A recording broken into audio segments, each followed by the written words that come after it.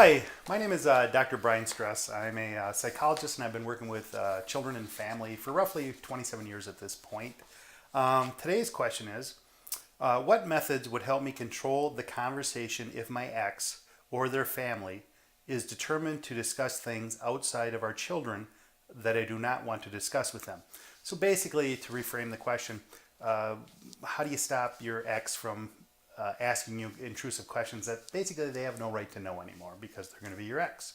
So what I would suggest is you need to define with your ex what you're willing to talk about and what you're not willing to talk about. For instance, it would be absolutely appropriate and necessary and healthy to talk about the children, possibly co-parenting. There's no assurance that the other person will co-parent. Things of that nature, and we'll discuss more about that later in videos.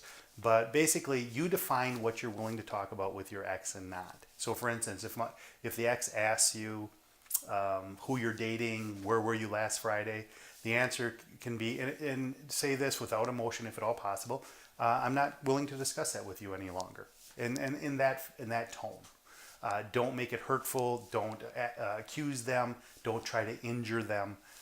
With your response, generally, if you try to injure them, they're going to respond and come back at you, and it's only going to result in increased problems, emotional difficulties, things of that nature. So you define what you're willing to talk about, what you're not willing to talk about with them. Be very open about it. Say, I'm not going to talk about that with you anymore, period. It's that simple. Now, initially, they might get upset. As time goes on, they're going to learn to accept your boundaries because you're not going to respond.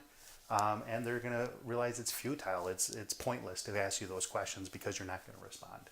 Once again, don't take it personally when they do. Don't try to injure them with your response. And generally, more often than not, they'll stop asking those questions with time. If you'd like to know more about me or my colleagues, please select the Meet the Staff tab on our homepage.